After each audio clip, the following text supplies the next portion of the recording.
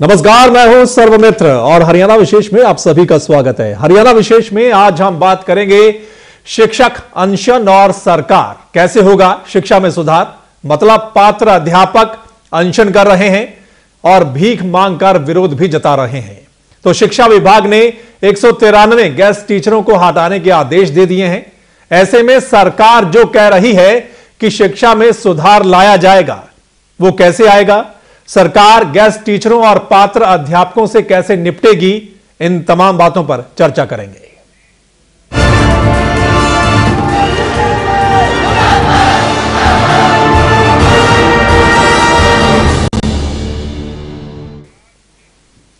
प्रदेश सरकार एक और तो शिक्षा में सुधार के लिए नए नए प्रयोग करने जा रही है। वहीं शिक्षा विभाग ने 193 गेस्ट टीचरों को हटाने के आदेश दे दिए हैं।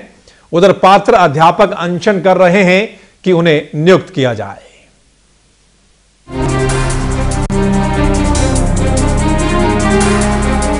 प्रदेश के शिक्षा मंत्री बयान देते हैं कि शिक्षा के स्तर में सुधार लाया जाएगा। शिक्षा मंत्री तो यह भी कहते हैं कि गीता को स्कूलों के पाठ्यक्रम में शामिल किया जाएगा। वहीं शिक्षा विभाग ने भी कुरुक्षेत्र में 2 दिन का सेमिनार लगाया और मंथन किया कि शिक्षा में सुधार कैसे लाया जाए। लेकिन शिक्षक संगठनों का धरना, प्रदर्शन और अनशन खत्म होने का नाम नहीं ले रहा है। उधर शिक्षा विभाग ने 193 गेस्ट टीचरों को हटाने के आदेश पारित कर दिए हैं। पात्र अध्यापकों का धरना एक बार फिर पंचकुला के शिक्षा सदन के बाहर चल रहा है। पात्र अध्यापक बुधवार को शिक्षा मंत्री से भी मिले थे, लेकिन कोई ठोस आश्वासन नहीं मिला। तो पात्र अध्यापकों ने आज पंचकुला के बस स्टैंड पर भीख मांगी। उनका कहना है कि वो योग्यता रखते हैं, इसलिए उनको मौका मिलना चाहिए। वहीं जेबीटी के लिए जिनका सिलेक्शन पिछली सरकार में हुआ था, उनकी भर्ती प्रक्रिया की फिलहाल जांच चल रही है। प्रदेश के सरकारी स्कूलों में अध्यापकों की बहुत कमी है। सरकार एक और तो शिक्षा में सुधार की बात कर रही है, लेकिन दूसरी ओर अनशन, जांच प्रक्रिया और गेस्ट टीचरों के मामले में उलझती भी दिखाई दे रही है। ब्यूरो रिपोर्ट एवं तहलका, हरियाणा। वहीं शिक्षा मंत्री का गेस्ट टीचरों को हटाने वाले फैसले पर बयान आया है। क्या कुछ है वो आपको सुनाते हैं। हमारी कोशिश है कि अंत समय तक कानून को ध्यान में रखते हुए हम रास्ता निकालने की कोशिश करें। हमारी कोशिश है कि अंत समय तक कानून को ध्यान में रखते हुए हम रास्ता निकालने की कोशिश करें। तो शिक्षा मंत्री कह रहे हैं कि हमारी कोशिश है कानून को ध्यान में रखते हुए बीच का रास्ता निकाला जाएगा, ये कहना है। और वहीं 193 गेस्ट टीचरों को हटाने के आदेश दे दिए गए हैं। पहले भी एक बार आदेश दिए थे, लेकिन फिर उन पर कहा सरकार ने ऐसा कुछ नहीं है, वापस ले लिए और अब फाइनल 193 गेस्ट टीचरों को निकाला जाएगा, ये आदेश दिए गए हैं। वहीं पात्र अध्यापक आप देख सकते हैं स्क्रीन पर कैसे विरोध जता रहे हैं। पंचकुला में आप देख सकते हैं, और जो पहले सिलेक्शन हुआ था जेबीटी का, उनका भी अभी जांच चल रही है। तो इन सब बातों में उलझती दिखाई दे रही है प्रदेश की सरकार। हालांकि कह रही है कि हम बहुत सुधार करेंगे स्कूलों में शिक्षा को लेकर। जो सरकारी स्कूलों में शिक्षा का हाल है उसको लेकर मंथन भी चल रहा है, शिक्षा विभाग भी मंथन कर रहा है। प्रदेश के जो शिक्षा मंत्री वो भी कह रहे हैं कि हम ये करेंगे वो करेंगे, लेकिन जो कुछ नया करना है वो तो चलो ठीक है, लेकिन जो पुरानी बातें हैं, पुराने मामले हैं, उनसे कैसे निपटा जाएगा, उनको कैसे सुलझाया जाएगा, ये एक चर्चा का विषय है। और पिछली सरकार में भी ऐसे ही चलता रहा था। लगातार धरने प्रदर्शन अध्यापकों के चलते रहे थे, कभी कोई संघ तो कभी कोई संघ लगातार धरने प्रदर्शन कर रहा था और बार बार आश्वासन उनको दिए जा रहे थे। और अब इस सरकार में भी ऐसा ही, जिस तरीके से शिक्षा मंत्री साहब बोल रहे हैं कि बीच का रास्ता हम निकालेंगे।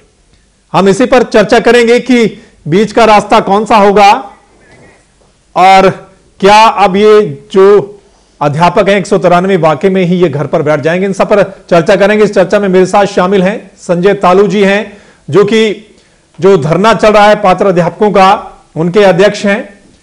हमारे साथ राजेंद्र शास्त्री जी हैं, प्रधान अतिथि अध्यापक संघ के हैं। हमारे साथ संत कुमार जी कांग्रेस के प्रवक्ता जुड़े हैं रोहतक से। सतीश नांदल जी प्रवक्ता इनेलो के, वो भी हमारे साथ जुड़ेंगे रोहतक से। रेखा शर्मा जी मौजूद हैं हमारे साथ, बीजेपी की नेता हैं, और डॉक्टर सुरेंद्र धीमान जी हमारे साथ मौजूद हैं, जो कि कार्यकारी संपादक हैं इवन तहलका हरियाणा के। चलिए सबसे पहले आपके पास आते हैं राजेंद्र शास्त्री जी, क्योंकि मामला जो है आज का जो बड़ी खबर थी 193 अतिथि अध्यापकों को हटाने का जो फैसला लिया गया है, आप किस तरीके से देखते हैं कि 193 ही क्यों, उनमें क्या कमियां थी, क्या कुछ पूरा मामला वो आप बताएंगे थोड़ा। देखिए, हरियाणा प्रदेश में 2005 में जो गेस्ट टीचरों की नियुक्ति हुई थी वो बड़ी पारदर्शिता से नियुक्ति हुई थी। आज तक 1947 से लेकर ही कहूंगा मैं, 1966 से नहीं कहूंगा, कि पूरे हरियाणा प्रदेश को जो भागीदारी मिली थी इस भर्ती के तहत मिली थी, इसमें हर गांव, हर ब्लॉक, हर हलका, हर शहर, हर जिले का प्रतिनिधित्व पूरी तरह से इस भर्ती के अंतर्गत आया था। और जो गेस्ट टीचर की ये अनियमितताओं की बात की जा रही है, ये कोई अनियमितताएं नहीं है, क्योंकि एक कॉम्बिनेशन, सब्जेक्ट कॉम्बिनेशन का हवाला देकर किसी को अयोग्य करार दिया जाना ये सरासर गलत है। और आज जो भारत सरकार द्वारा जो निर्मित एक RTE एक्ट जो बनाया गया है, उसमें बिल्कुल साफ शब्दों में लिखा गया है कि जो भी अध्यापक यदि वो कहीं ना कहीं अधूरा है उसको सरकार 5 साल की छूट दे सकती है। तो उसके अंतर्गत भी ये लोग उस छूट के हकदार हैं। और इन्होंने तो इन सेवाओं में रहते हुए ही अपना जो कॉम्बिनेशन का एक पेपर था वो पूरा कर लिया था। नहीं, ये जो 193 है, क्या इन्होंने भी वो पूरा कर लिया था? बिल्कुल, इन्होंने पूरा कर लिया था। और 2012 में जो हमारे तत्कालीन डायरेक्टर साहब थे, जो आज MLA बने हुए विधायक हैं बीजेपी सरकार में, वो अभय सिंह यादव जी, उन्होंने बाकायदा इनको NOC भी जारी की हुई है तिलक राज केस का हवाला देते हुए। तो उस एवज में इन लोगों पे गाज नहीं गिरनी चाहिए थी। और जिस दिन हमारे जो प्रधान सचिव TC गुप्ता जी हैं, उनसे भी जिस दिन इन्होंने ज्वाइन किया था विभाग में, उसी दिन पहले दिन मेरी मीटिंग इनके साथ हुई थी और इनको पूरे मामले से अवगत करवा दिया था। और ये कन्विंस भी हुए थे, इन्होंने खुद कहा था कि मैं आपकी इस बात से बिल्कुल सहमत हूं और आप शिक्षा मंत्री जी को भी इस बात से सहमत आप चलिए इस पर भी चर्चा करेंगे। आप जिस तरीके से कह रहे थे पूरी पारदर्शिता बरती गई थी जब ये भर्ती की गई थी, उस पर भी सवाल खड़े होते हैं। और आखिर ये जो जांच में जो सामने आया है कि क्यों कॉम्बिनेशन इनका पूरा नहीं था, उस पर भी बात करेंगे। हमारे साथ संजय तालू साहब बने हुए हैं, जो कि अभी धरना चल रहा है, अनशन चल रहा है पंचकुला में, उसके वो अध्यक्ष हैं। संजय तालू साहब आपके पास आते हैं, आप बताएंगे कि आपका धरना किस बात को लेकर है, आप धरने पर क्यों बैठे हैं, और अभी शिक्षा मंत्री से भी आप मिले थे, क्या कुछ उनकी ओर से कहा गया है? जी, मैं बताना चाहूंगा कि पिछली सरकार ने जो एक NCT का RTI के तहत जो नियम बनता था कि प्रत्येक वर्ष एस्टेट की परीक्षा आयोजित की जाए, लेकिन पिछली सरकार ने क्या किया कि 2012 में उसको नहीं आयोजित किया, जिसको हमने RTI के माध्यम से पता चला कि जो जून 2013 में ली गई है वो 12 वाली परीक्षा है। और उसको उसके तहत कुछ साथी कोर्ट में चले गए जी। लेकिन फिर हरियाणा सरकार ने क्या किया कि उसको 19 नवंबर 2013 को उसको रीएड कर दिया। और रीएड करने के बाद हम सभी ने वहां उसके अंदर फार्म भरे गए थे, लेकिन फिर हमारे इंटरव्यू 20 फरवरी तक 2014 तक कंप्लीट हो चुके थे जी। और कोर्ट ने भी ये आदेश दिया था कि इनकी प्रक्रिया जो पूरी कर ली जाए और इनकी लिस्ट आउट हो सकती है, लेकिन इनकी ज्वाइनिंग पर रोक रहेगी। लेकिन फिर सरकार ने क्या किया कि उनकी लिस्ट जारी कर दी और हमारी चयन सूची नहीं जारी की। ओके।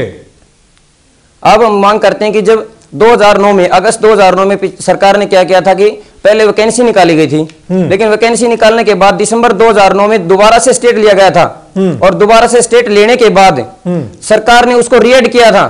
जब रीएड करने के बाद उनकी कंबाइंड लिस्ट निकाल सकती है तो सरकार हमारी चयन सूची क्यों नहीं जारी की गई? अच्छा, नई सरकार का क्या रुख है फिर इस बारे में? सर, इस सरकार में हम माननीय श्री शिक्षा मंत्री श्री रामविलास शर्मा जी से मिले थे, लेकिन उन्होंने हमें कोई ठोस आश्वासन नहीं दिया। अच्छा। हमने ये भी कहा कि सर हमारे 24 साथी अनशन पर बैठे हुए हैं, तो उन्होंने सिर्फ ये कहा कि भाई आपको अगर अनशन करने का शौक है तो शौक से कीजिए, मुझे इस बात से कोई लेना देना नहीं। मैंने कहा सर वो मर भी सकते हैं, उन्होंने कहा कि मेरे का इस बात से कोई लेना देना नहीं। ओके, तो अभी आगे आपका क्या स्टेप रहेगा फिर? सर, जब तक सरकार हमारी मांग को नहीं मानती या उसका जब सरकार कहती है कि गेस्ट टीचर को हटाया गया कोर्ट के माध्यम से, उनके लिए बीच का रास्ता निकालने को तैयार है, तो क्या हम योग्य नहीं है? हमने हर तरह का योग्यता हमारे पास है, अगर योग्यता नहीं हो तो क्या भर्ती बोर्ड हमारे इंटरव्यू ले लेता? तो हम चाहते हैं कि जब तक सरकार कोई ठोस कदम नहीं उठाएगी, हम अनशन खत्म नहीं करेंगे, चाहे हमारे से यहाँ से हमारी लाशें क्यों ना जाएं। चलिए, डॉक्टर सुरेंद्र धीमान जी आपके पास आना चाहूंगा, क्योंकि अभी हमारे साथ जुड़े नहीं है। डॉक्टर के एस सांगवान साहब को हम जोड़ेंगे, जो कि पूर्व अध्यक्ष हैं शिक्षक भर्ती बोर्ड के। उनसे जानेंगे कि किस तरीके का पूरा मामला था। डॉक्टर साहब आपके पास आ जाते हैं तब तक कि ये जो अभी कई सारे मामले इकट्ठे हो गए शिक्षकों के, ये जो पात्र अध्यापक हैं, गेस्ट टीचरों को हटा दिया गया, अब वो दोबारा फिर शुरू हो जाएंगे अनशन प्रदर्शन के लिए, और सरकार एक और कह रही है कि हम कुछ सुधार करेंगे। किस तरीके से देखते हैं कि सुधार करने से पहले ये जरूरी नहीं कि जो पुराने मामले हैं उनको निपटाया जाए? ये सरकार 26 अक्टूबर को जैसी बनी बीजेपी की सरकार, शिक्षा के मामले में बहुत गंभीर है।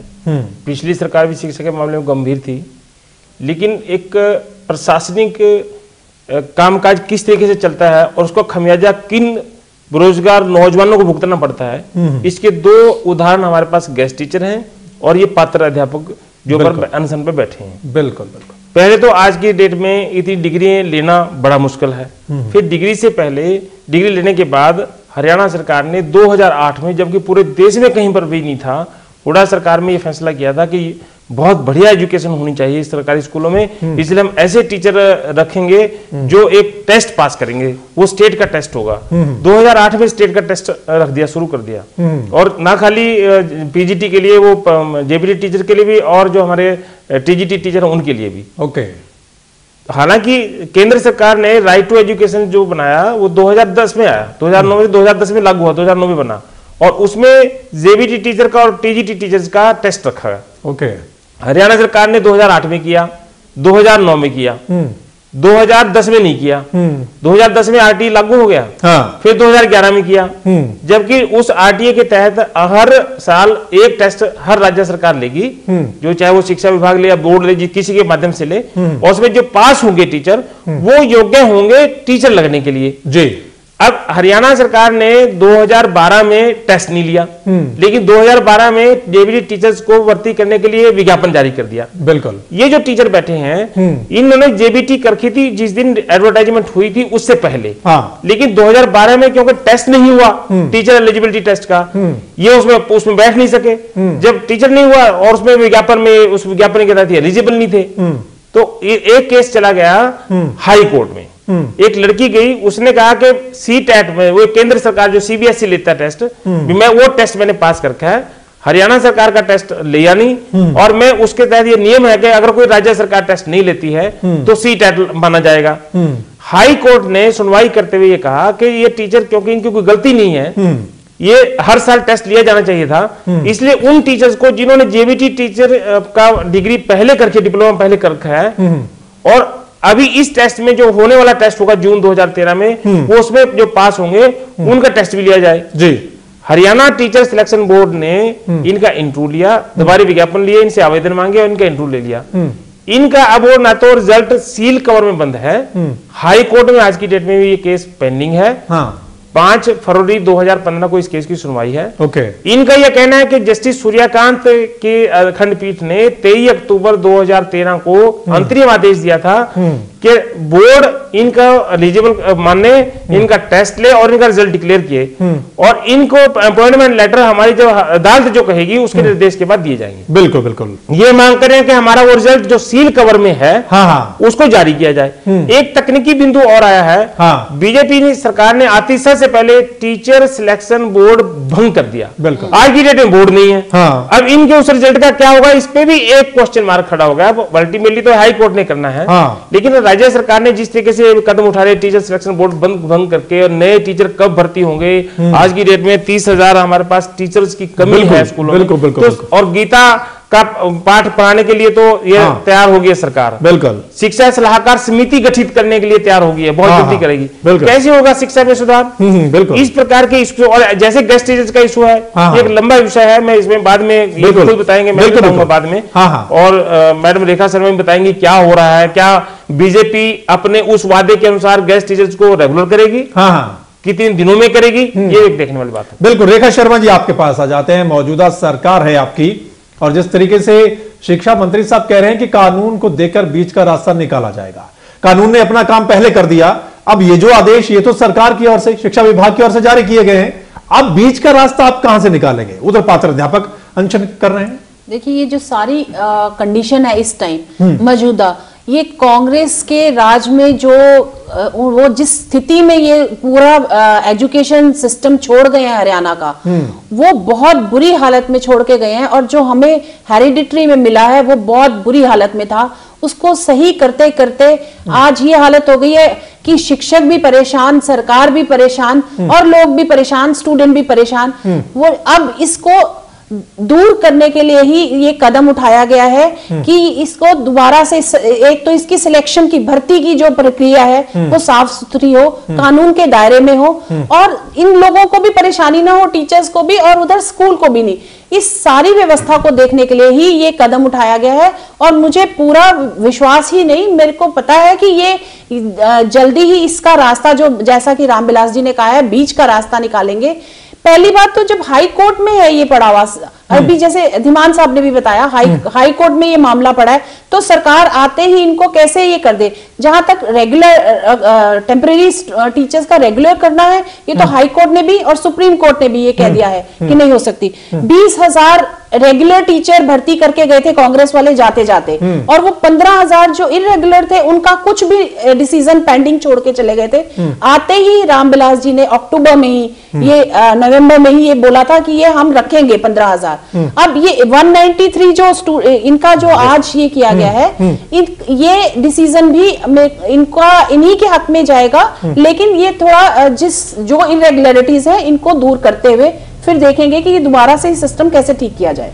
अच्छा, नहीं, फिर वो पात्र अध्यापक मिलने जाते हैं और फिर आगे से कोई आश्वासन नहीं, कहते हैं करना है तो कर लो अनशन। नहीं, देखिए, ये तो जबरदस्ती आप अंगूठा डाल के सरकार के गले में तो नहीं एकदम डिसीजन दिलवा सकते। एक प्रक्रिया है, ये पूरे होते होते होएगी। आप ये कहें, अब मैं आपको एग्जांपल देती हूँ, आर्मी में भी स्टाफ सिलेक्शन, एक शॉर्ट सर्विस कमीशन होता है 5 साल के लिए। 5 साल बाद वो कहें जी जिनको नहीं रखा गया हमें रेगुलर करें, हम बैठते हैं। आपने कभी आर्मी में लोगों को देखा बैठे हुए, या आपकी ट्रांसफर हो जाए तो हमें ट्रांसफर नहीं लेनी है, हमें वही लेनी।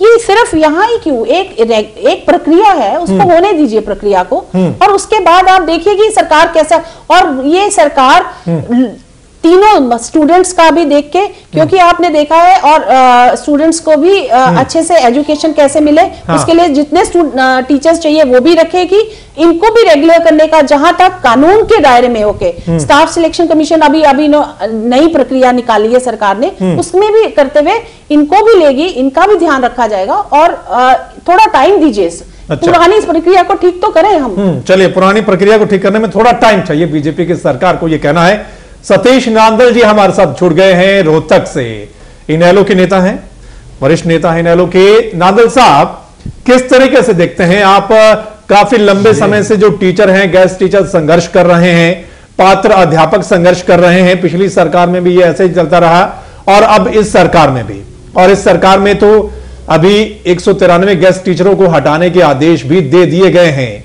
आप क्या मानते हैं, ये नाकामी सरकार की है या फिर प्रशासनिक तरीके से ये सब गड़बड़ी हुई? किसको दोषी मानते हैं?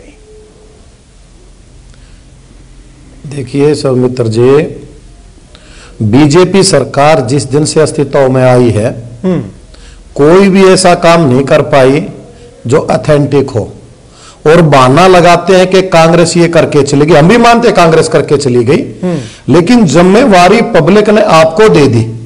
आप बार बार वो बात कहते रहेंगे। अब गेस्ट टीचर का मामला था, जो पात्रता पास करे उनका क्या कसूर है, या जो गेस्ट टीचर लग गए उनको बीच मझधार में हटाया जाए उनका क्या कसूर है। सरकार के शिक्षा मंत्री जी थे, इन्होंने बार बार लोगों को एक ही बात कही कि जिस दिन हमारी सरकार बन गई हम रेगुलर कर देंगे।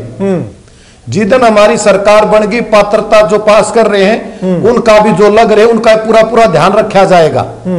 अब कोई भी बात ऐसी नहीं है, बिजली की बात देख लीजिए, शिक्षा में ये टीचर्स की बात देख लीजिए, पीछे खाद की समस्या चली हुई थी, पेंशन की समस्या चली हुई है, आधार कार्ड की समस्या चली हुई है, और किसी भी प्रकार का कोई भी काम ये उठाते हैं। और सबसे अहम मुद्दा ये है कि बेरोजगारी भत्ता जो उन्होंने कहा था शुरू कर देंगे, 6,000 रुपए 9,000 रुपए, उसके बारे में उन्होंने कोई कार्रवाई शुरू नहीं की। मेरा आपसे और बीजेपी सरकार से कहने का यह अभिप्राय है कि आज 193 टीचर्स को हटाया गया है। मैंने ज्यादा नॉलेज नहीं, क्योंकि मैं बाहर था, भी आपके चैनल पे आके पहुंचा, मैंने खबर आपके माध्यम से पता लगी है। ये पहले भी आते इन्होंने ये काम कह दिया था, लेकिन ये टीचरों ने जब जाके धरने की बात कही, शिक्षा मंत्री से मिले, इनको लॉलीपॉप देके बेचारों को फिर बैठा दिया। अब ये टच करके देख रहे हैं कि 193 हटाने से क्या रिएक्शन होता है। अच्छा, जिस दिन से ये सरकार बनी है, भारत के इतिहास में किसी प्रदेश के इतिहास में पहली सरकार है जो बढ़ती है 7 दिन के अंदर अंदर ही धरने प्रदर्शन शुरू हो गए। जो शिक्षा विभाग का है, पीडब्ल्यूडी विभाग का है, स्वास्थ्य विभाग का है, किसी भी विभाग का है, क्योंकि वादे इतने झूठे कर दिए जनता के सामने। चलिए, झूठे वादे किए हैं रेखा शर्मा जी, 2 लाइनों में आपका जवाब चाहूंगा कि आपने वादा किया था। इनेलो के नेता को मेरे ख्याल से इस सब्जेक्ट पे बोलना बिल्कुल नहीं चाहिए, क्योंकि ये जो सारी व्यवस्था एजुकेशन के सिस्टम इनकी सरकार से शुरू हुई थी, ये गड़बड़ी इन्हीं की सरकार ने शुरू की। तो सहयोगी थे इनेलो के जब ये इनके जो नेता हैं आज जेल में, वो इसी प्रक्रिया के कारण बैठे हैं। ये टीचर्स की भर्ती के मामले में जो गड़बड़ी करी है उसी में जेल में बैठे। ये आंसरेबल है, इसमें सबसे ज्यादा आंसरेबल इस सिस्टम को खराब करने के लिए आप है भाई साहब। जो 3206 बच्चे आज भी नौकरी कर रहे हैं, उनका प्रमोशन होने जा रहा है। ये तो सीबीआई के साथ मिलकर कांग्रेस का षड्यंत्र था, उस षड्यंत्र के तहत। चलिए, हम उस मुद्दे पर नहीं जाएंगे रेखा शर्मा जी, हम उस मुद्दे पर नहीं जाएंगे। सतीश नंदा जी आपके पास आऊंगा, लेकिन संत कुमार जी आपके पास आता हूं। बीजेपी वाले अब आप पर आरोप लगा रहे हैं कि 10 साल आपकी सरकार रही, आपकी सरकार में ये सब गड़बड़ी हुई है, जो भर्ती हुई थी गैस टीचर्स की या जो पात्र अध्यापकों का मुद्दा है, सब आपकी सरकार में हुआ ये सब। आपको समर्थन दे दिया, पूरा बहुमत आपको मिल गया है, तो जनता की आकांक्षाओं पे खरा उतरने का काम कीजिए। सतीश नंदा जी, मैं आपके पास आऊंगा। नांगल साहब, 10 साल पीछे कूद गई। नांगल साहब मैं आपके पास आऊंगा। संत कुमार जी, आपने सुना मेरा सवाल?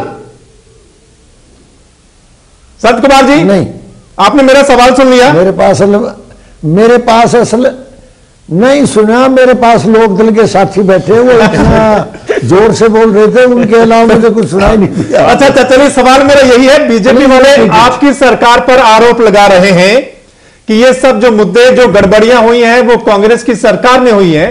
चाहे गैस टीचर्स का मामला है, चाहे पात्र अध्यापकों का मामला है, उसके लिए आपकी सरकार दोषी है। देखिए, मैं इसमें इल्जाम लगाने से तो कोई कुछ भी इल्जाम लगा दे, उसका तो हम क्या कहें। लेकिन एक बात शायद ये जो बीजेपी की प्रवक्ता बैठी, इनको जानकारी नहीं। देखिए, 2 बातें आज आई है। एक तो आई है जो गैस टीचर है उनको हटाने की।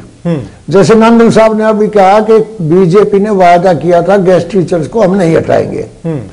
गैस टीचर 8.5 साल और 9 साल से इस प्रदेश के हर एक स्कूलों में गैस टीचर आज पढ़ाने का काम करने लग रहा है। 8 साल से उनके रिजल्ट सरकार ने देखे हैं, वो रिजल्ट्स बहुत बढ़िया है। इनकी जो पिछली रिपोर्ट है डायरेक्टर्स की, उसने बिल्कुल ठीक माना है। और ये कह रहे थे नहीं हटाएंगे, आज 193 हटाए हैं। 193 किस बेस पे हटाए हैं, तरीका क्या अपनाया है।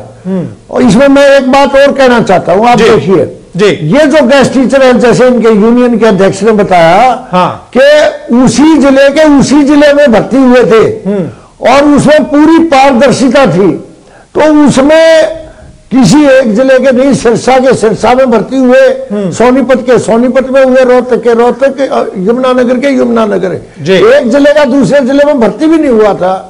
ऐसे हालात में जबकि मंत्री जी ने, शिक्षा मंत्री ने खुद कहा था इनको रखेंगे, इनका हटाना बिल्कुल गलत है। नंबर 1। नंबर 2, ये जो पात्र अध्यापक है, पात्र अध्यापकों की बात बिल्कुल जायज है। पहली सरकार ने जायज मानी थी, हाई कोर्ट के आदेश को मानना चाहिए इन्होंने। इस सरकार ने हाई कोर्ट के आदेश के मुताबिक फैसला करना चाहिए कि इनके 2012 में एग्जाम होना चाहिए था। वो ये बात बिल्कुल ठीक है, 2012 में नहीं हो सका। वो इनका एग्जाम 2013 में हुआ। और अब इनका रिजल्ट बन चुका है, रिजल्ट रोक दिया इस सरकार ने। तो वो रिजल्ट बन चुका है, रिजल्ट लिफाफे के अंदर बंद है, उसको निकाल करके इनको नौकरी देनी चाहिए। उसमें क्या बात है? बीच का रास्ता क्या होता है जब हाईकोर्ट ने फैसला दे रखा है? मैं एक बात उस पर कहना चाहता हूँ, सुनिए। जो आपने ये कहा था नांदल, सुनिए।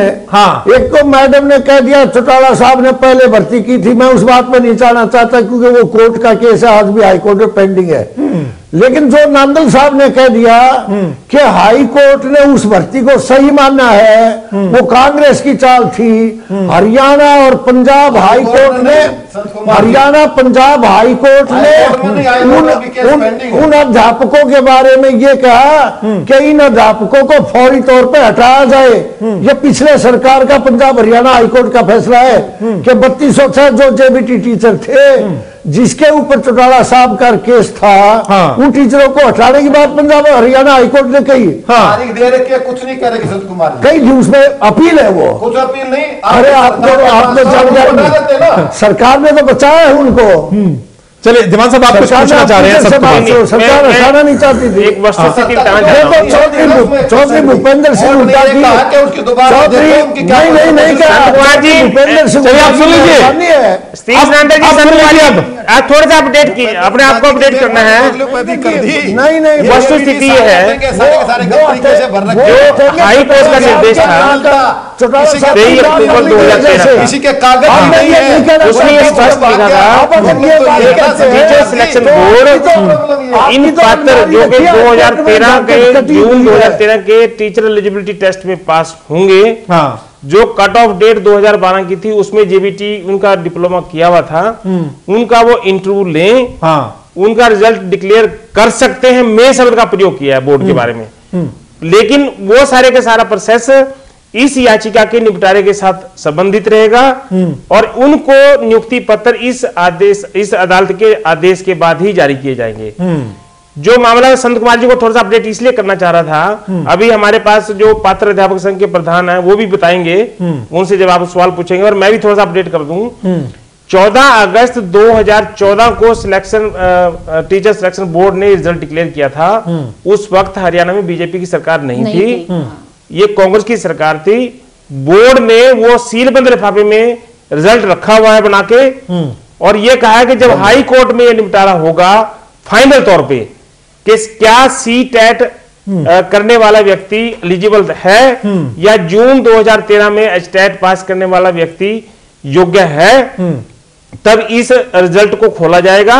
और जो ये 8,970 जेबीटी टीचर भर्ती सिलेक्शन बोर्ड उन्होंने मेरिट सूची जारी की है, उसमें उनका नाम उसमें जोड़ा जाएगा और जो निचले मेरिट में नीचे रह जाएंगे उनको निकाल दिया जाएगा। तो ऐसा कॉम्प्लेक्सिटी केस की बना दी, ऐसा तोड़ मोड़ के गोल बना दिया केस कि जिनको एक बार मेरिट सूची में या तो उतने नाम रोक लेते, रिजल्ट में रोक लेते कि ताकि जितने ये 600 या 700 के आसपास है, जो सील मेरे पास जो जानकारी है 700 के आसपास ये टीचर्स का सिलेक्शन सील बंद में कवर है मेरिट बना के।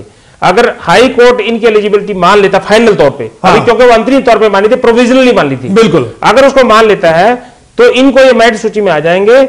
और उस मेरिट सूची में जिनको अब जेबीटी टीचर भर्ती करने के लिए जिनके साइंटिफिक तरीके से डॉक्यूमेंट्स की जांच हो रही है, जो हाथ के अंगूठे की जगह जो पैर के अंगूठे मिले हैं उनकी जांच हो रही है सभी डॉक्यूमेंट्स की, तो इनका नाम आ सकता है। अभी ये जो मामला है, क्योंकि इस अब कॉम्प्लिसिटी क्या हुई है, पिछली सरकार के टीचर सिलेक्शन बोर्ड अगर वो कंटिन्यू रहता इस सरकार में, बिल्कुल, तो ये रिजल्ट डिक्लेयर हो सकता था। अब वो इस सरकार ने टीचर सिलेक्शन बोर्ड भंग कर दिया, अब ये रिजल्ट कब बनेगा क्या है ये तो हाई कोर्ट ही बता पाएगा। बिल्कुल, ये तो कर रहे हैं। तो मामला बहुत उलझा हुआ है और टीचरों से जुड़े हुए बहुत सारे मुद्दे हैं जिनको सुलझाया जाना बाकी है, और क्या बीजेपी की सरकार इन मुद्दों को सुलझा पाएगी, ये भी एक बहुत बड़ा प्रश्न चिन्ह है। फिलहाल यहां वक्त एक छोटे से ब्रेक का, जल्द वापस लौटते हैं।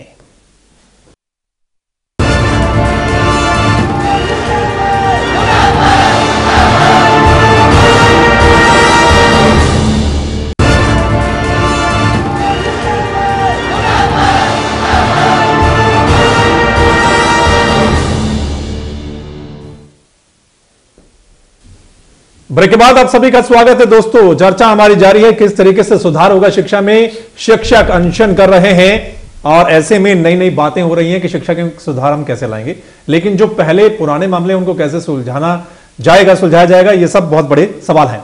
संजय तालू जी बने हुए हमारे साथ, पात्र अध्यापक संघ के जो अध्यक्ष हैं, अभी जो अनशन कर रहे हैं पंचकुला में। तालू साहब आपके पास आते हैं। तालू साहब, आप सच्चाई बताइएगा कि अभी जो आपका मामला है उसमें सरकार कुछ कर सकती है या उससे पहले कोर्ट का ऑर्डर आना जरूरी है? जी हाँ, सरकार क्यों नहीं कुछ कर सकती। जब एक बात बताएं आप, गेस्ट टीचर को सुप्रीम कोर्ट ने, हाई कोर्ट ने, सुप्रीम कोर्ट ने हटा दिया है और फिर भी वो बने हुए हैं। हम ये नहीं चाहते कि वो हमारे बड़े भाई हैं वो हटें, हम चाहते कि वो 10 साल से नौकरी करें तो नौकरी करें वो, लेकिन जब सुप्रीम कोर्ट के हटाने के बाद सरकार उनको बनाए रख सकती है। और मैं तो ये चाहता हूँ कि पूर्व मुख्यमंत्री श्री भूपेंद्र सिंह हुड्डा ने हमारे साथ सोतेला व्यवहार किया। अगर हमें ज्वाइनिंग नहीं देनी थी, अगर हमारे लिस्ट नहीं ज्वाइन करनी थी, तो हमें कम से कम हरियाणा में कहीं खड़े करके गोली मरवा देते। हम उसके लिए सहमत थे, हमारे इंटरव्यू ले लिए गए और ये सिर्फ सोतेला व्यवहार हमारे साथ किया गया है। क्योंकि 2009 में जब दोबारा से वो भर्ती निकालने के बाद स्टेट लेते हैं और फिर स्टेट लेने के बाद से दोबारा से रीएड करते हैं, क्योंकि रीएड अब नहीं कर सकते थे। अगर हुड्डा सरकार अपने पक्ष रखती न्यायालय में कि हमारे एस्टेट करने वाले साथी इलिजिबल हैं, क्योंकि उसमें हमने ये नहीं चाहते कि भी दूसरे स्टेट को मान्य जाए या ना मान्य जाए, लेकिन अब जब हम हरियाणा के निवासी हैं, हमने एस्टेट क्वालिफाई किया है और एनसीटी के रूल के अनुसार जब 2012 में नहीं लिया, और जो एस्टेट लेने वाली हमारी संस्था हरियाणा विद्यालय शिक्षा बोर्ड, वो हमें ये बता रही है कि भी 12 वाला हमने 13 में लिया है, तो पेंच कहां रह गया था। यानी इसमें स्पष्ट ये है कि पिछली कांग्रेस सरकार हमारे से द्वेष की भावना से काम कर रही थी। मैं संत कुमार से जवाब चाहता हूं कि हम बार बार हुड्डा साहब से मिलने गए, लेकिन हुड्डा साहब का नजरिया क्या था कि जैसे बिल्ली को देखने के बाद कुत्ता पाड़ने आता है, ऐसे हमारे से रवैया अपना गया। तो अब हम सरकार से ही मांग करते हैं, जब हमारा इंटरव्यू हो चुका है, सारी प्रक्रिया पूरी हो चुकी है, तो हमारी उस चयन सूची को जारी किया जाए। जो कोर्ट का आदेश होगा वो हमारे सर्वमान्य होगा। और जब कोर्ट फैसला कौन सा देती है, जो सरकार चाहती है। आज तक के इतिहास में किसी को उठा के देख लीजिए आप, जब नियुक्ति तो बाद में होगी ना, चयन सूची जारी करते, नियुक्ति तो फिर कोर्ट के आदेश के बाद ही होगी जी, उसको हम मान्य करेंगे। जो भी कोर्ट का फैसला होगा उसको हम स्वीकार करेंगे। ओके, चलिए शास्त्री साहब आपके पास आते। राजेंद्र शास्त्री जी, आप पहले कह रहे थे कि पूरी पारदर्शिता बरती गई थी जब गेस्ट टीचरों की नियुक्ति की गई थी।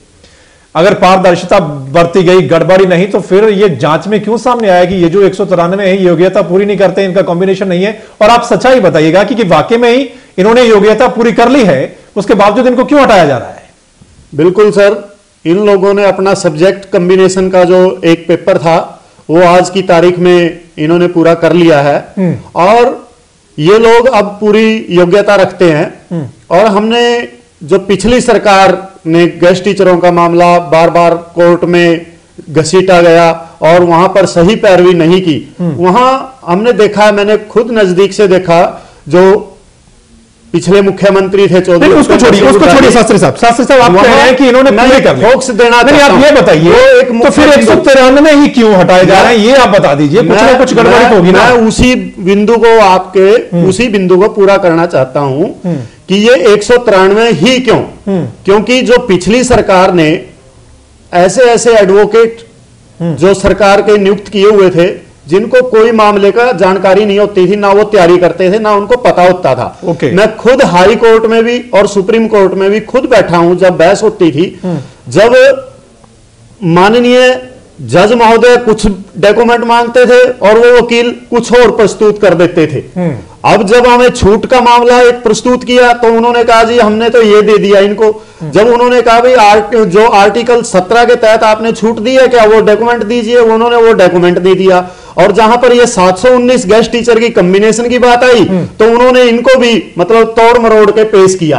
अब जब एक वकील जो पक्ष रखने वाला है सही तरीके से माननीय न्यायालय में पक्ष ना रख पाए तो उसका खामियाजा किसको भुगतना पड़ेगा? वो हमारे 719 हो सकते थे, फिर हमारे 719 साथियों को भुगतना पड़ा।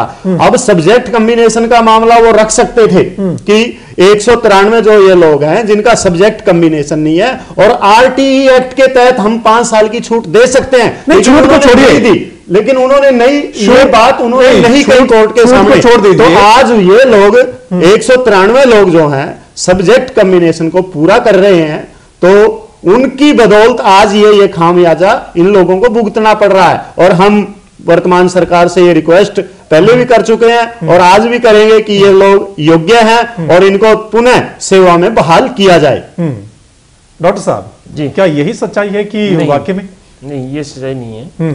सच्चाई ये है कि जब 2005 दिसंबर में टीचर्स की भारी कमी थी, जैसे अब चल रही है, दिसंबर 2014 में भी कमोबेश वही स्थिति रही थी जो दिसंबर 2005 में थी। कोई और तरीका नहीं था गेस्ट टीचर्स के सिवाय एक नोमेनक्लेचर लेके आए कि थोड़े से मार्च 2006 तक हम गेस्ट टीचर भर्ती कर लेते हैं जो कि स्थानीय होंगे और हमारा बच्चों का जो है वो शिक्षा उस पर असर नहीं पड़ेगा, और जब तक हम रेगुलर टीचर भर्ती कर देंगे।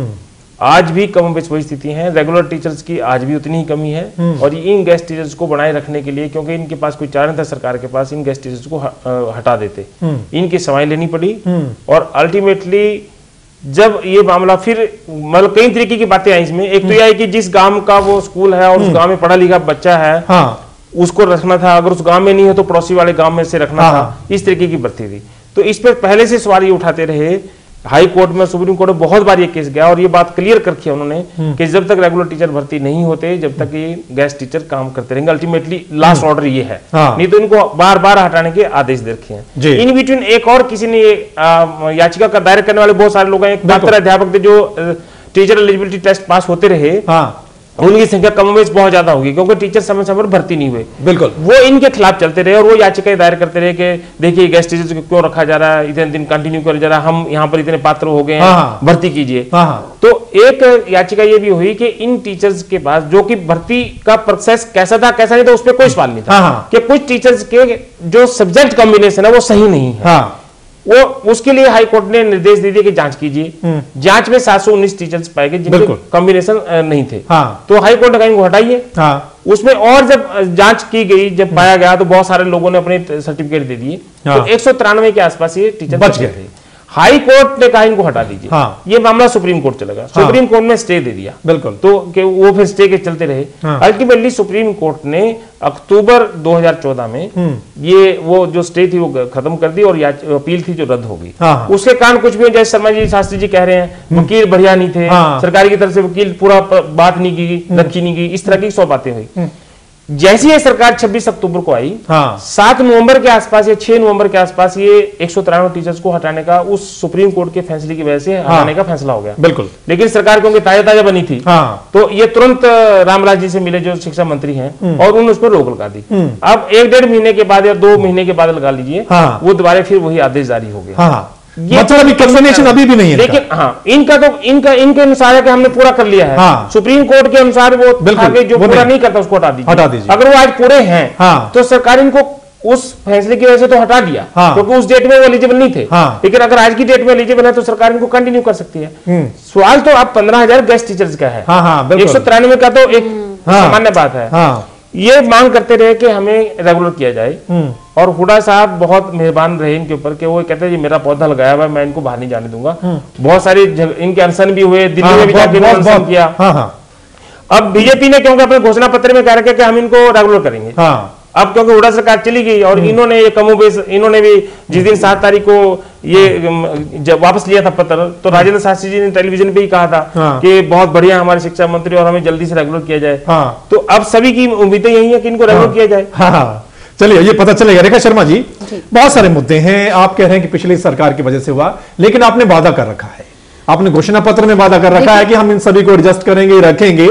क्या वाकई में ही सुलझा लिया जाएगा मुद्दा, या फिर ये लगातार धरने प्रदर्शन 5 साल तक ऐसे चलते रहेंगे? नहीं, उसी वादे के अनुसार ही आते ही रामविलास जी ने नवंबर में ये कहा कि ये 15,000 जो गेस्ट टीचर्स हैं इनको वैसे ही रखा जाएगा, और अभी तक वो जारी है। ये 193 अभी धीमान साहब ने क्लियर कर दिया कि ये सुप्रीम कोर्ट के ऑर्डर के, और मुझे लगता है इन लोगों को भी समझना चाहिए कि जब सुप्रीम कोर्ट का ऑर्डर हो गया तो सरकार कोर्ट के ऑर्डर के खिलाफ जाके इनको नहीं रख सकती है, जब तक कि वो एलिजिबिलिटी क्लियर ना हो जाए। तो ये जहां तक 15,000 की जैसे धीमान साहब ने बात की है, ये हमने जैसा प्रॉमिस किया है वैसा ही करेंगे।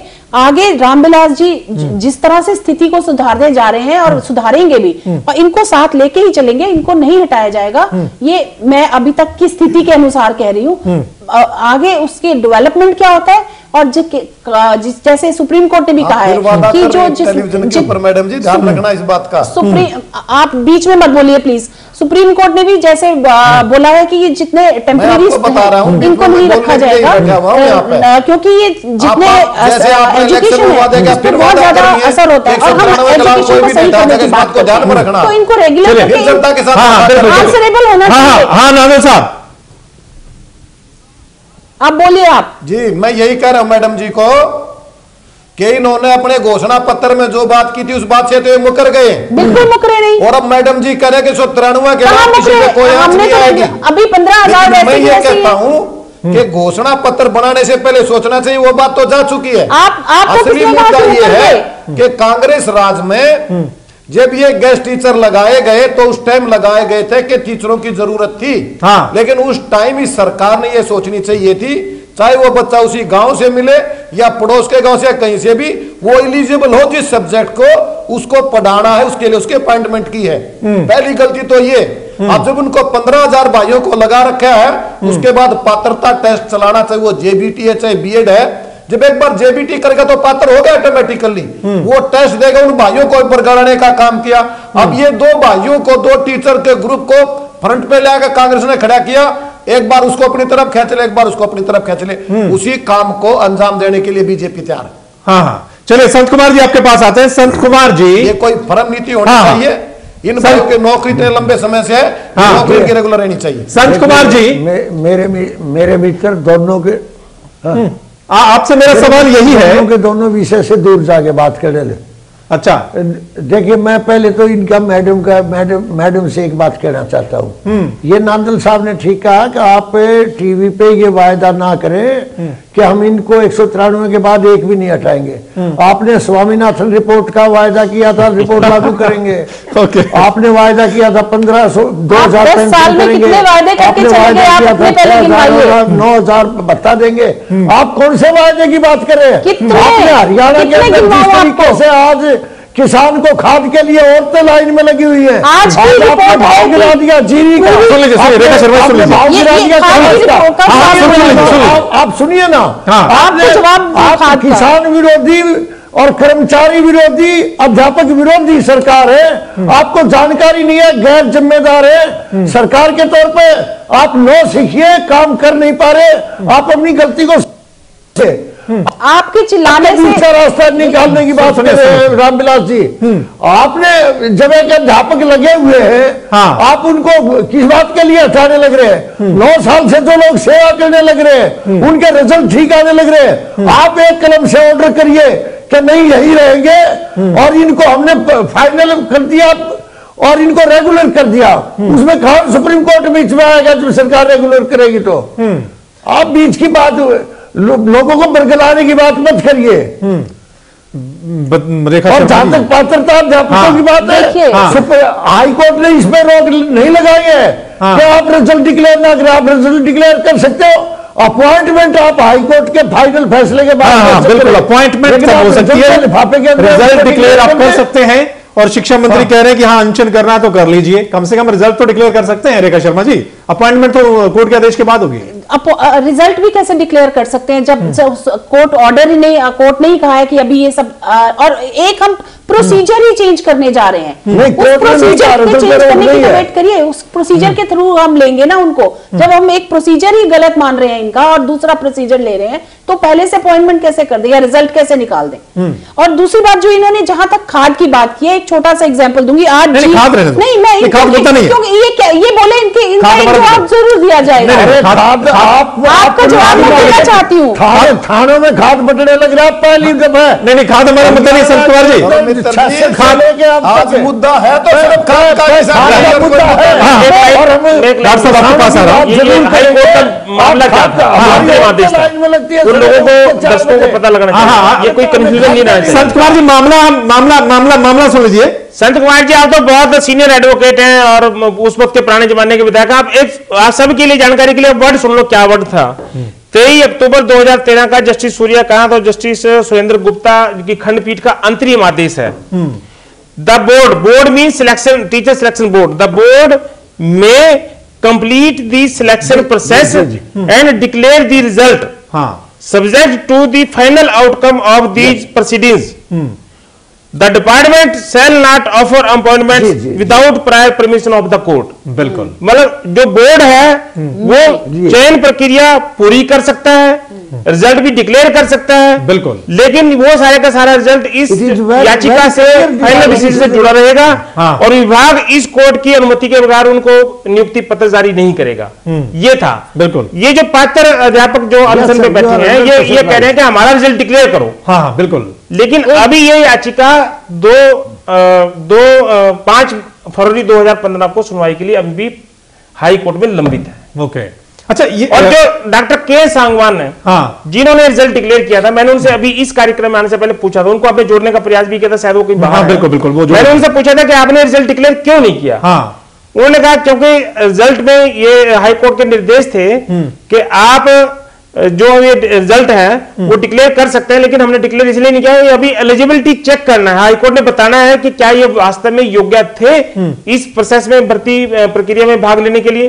अगर उन्होंने कहा कि हाँ योग्य थे, तो हमने जो सील्ड कवर है वो सील्ड कवर खोल देंगे। हाँ। और जो ये अपने 700 के आसपास है ये टीचर, हाँ, उसमें रखे जाएंगे। हाँ। और जो रिजल्ट पहले 9,870 के आसपास जो डिक्लेयर किया, उसमें से 700 जो निचले वाली मैट में रह जाएंगे उनको बाहर कर दिया जाएगा। बिल्कुल, लेकिन वो एक और लंबा प्रोसेस हो जाएगा, लंबा प्रोसेस चला जाएगा। हाँ, मामला बहुत उलझा हुआ है, बहुत मामला उलझा हुआ है। नांदल साहब, आपके पास आता हूं। एक आखिरी सवाल मेरा आपसे ये है कि ये जो टीचर हैं, चाहे वो गेस्ट टीचर हैं, चाहे वो पात्र अध्यापक हैं, ये कहीं ना कहीं पिस रहे हैं। आप क्या मानते हैं कि जिम्मेदार यहां पर कौन है? जो प्रशासनिक अमला है वो जिम्मेदार है इस सारे मामलों का, या फिर सरकार भी जिम्मेदार रही है? ये तो बेचारे पिस रहे हैं, चाहे वो 8 साल से नौकरी कर रहा है, चाहे किसी को नौकरी नहीं मिल रही है, लेकिन इनका कसूर नहीं है। यहां पर जिम्मेदारी किसकी बनती है? इसकी पूरी की पूरी जिम्मेवारी कांग्रेस सरकार की है। ये सारी एम्बिग्यूटीज जो कि सारी अव्यवस्थाएं की कांग्रेस सरकार के राज में हुई है। और जब जब इलेक्शन का मौका आया, 2009 में प्रलोभन दिया 10,000 टीचर लगाएंगे, अब ये इलेक्शन आया 20,000 टीचर लगाएंगे। इस प्रक्रिया को लगा के लोगों को अपने साथ जोड़ने के चक्कर में किया।